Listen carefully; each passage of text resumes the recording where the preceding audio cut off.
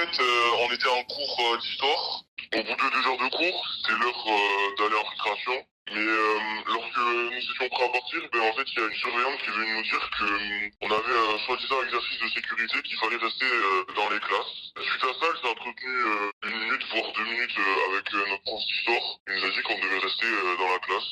Il y avait certaines rumeurs qui commençaient à tourner. On a un élève dans la classe, sa prof, sa mère est professeure. Et donc il a appelé et elle a dit que notre professeur d'espagnol s'était fait poignarder.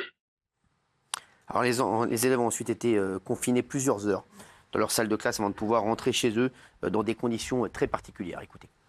En fait, on est resté 2 heures cloîtrés dans la classe, donc de 10 heures à midi, mais sans qu'on puisse sortir. En fait, il y a une des 3 CPE, donc la CPE du collège 4e, 3e, qui est venue dans la classe et qui nous a dit qu'on pouvait sortir, mais elle nous a donné un chemin bien précis, il fallait faire un détour parce qu'il fallait pas qu'on passe par les zones où il y avait la police et les militaires et tout ça. Au moment de descendre, il y avait des policiers judiciaires et scientifiques avec des gants, des caméras et tout ça. Et voilà, après on est sorti de l'établissement, on est rentré chez nous.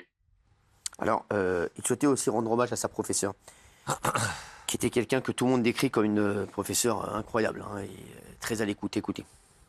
C'était une prof qui se faisait respecter, qui faisait très bien son boulot, quoi. C'est une bonne prof d'espagnol, il avait rien à dire. Elle adorait enseigner à ses élèves et tout, elle était très proche de nous.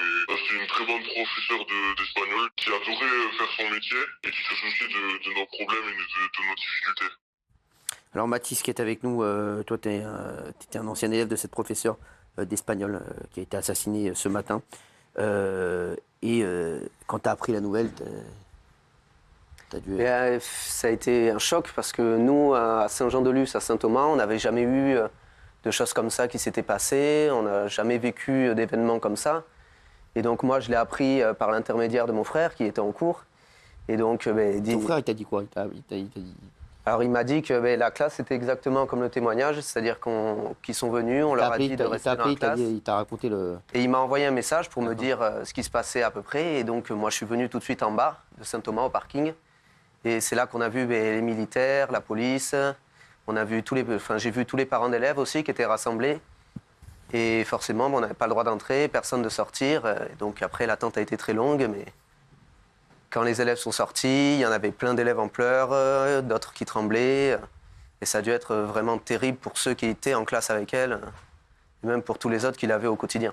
Parce que c'est vrai que c'est un lycée très très tranquille. Voilà, En principe, oui, on n'a jamais eu de choses... Moi, pendant mes années, j'ai fait collège-lycée là-bas. On n'a jamais eu aucun événement de ce style. Tout allait bien. Enfin, les profs étaient sympathiques. Leur but est de nous emmener vers le haut, de nous faire réussir. Donc, on n'a jamais eu de gros problèmes avec eux. C'est un lycée catho très chic là-bas. Oui.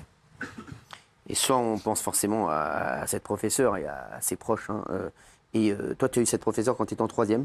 En 4e, oui. En 4e, d'accord. Et c'était une prof passionnée. Elle aimait son boulot. Elle voulait tout faire pour qu'on réussisse.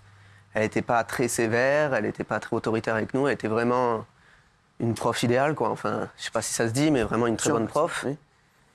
Et c'est celle qu'on voulait avoir, quoi, en quelque sorte. C'est vraiment... J'ai que des très bons souvenirs avec elle. Et voilà, on ne l'oubliera jamais. Hein. Alors les élèves, bien sûr, sont très très choqués. On a écouté un dernier sonore de cet élève qui n'a pas eu accès à une cellule psychologique. Il est très très marqué. Écoutez. Ouais, je pense que comme sur le moment on réalise pas trop le fait que quand on va avoir la nouvelle professeure et tout ça, on va vraiment s'en rendre compte que voilà, elle est plus là aujourd'hui pour nous faire classe. En fait, comme on n'a pas assisté directement à la scène et tout, on n'a pas eu de cellule psy, c'est plus vraiment pour ceux qui étaient à l'étage et les classes voisines. Pour l'instant on sait rien, mais je pense sûrement que demain matin on aura des gens qui vont venir nous parler de ça, enfin, sûrement une cellule psy pour tout le monde, je pense quand même. Je trouve normal qu'on doit prendre du temps avant de pouvoir reprendre un rythme de travail normal.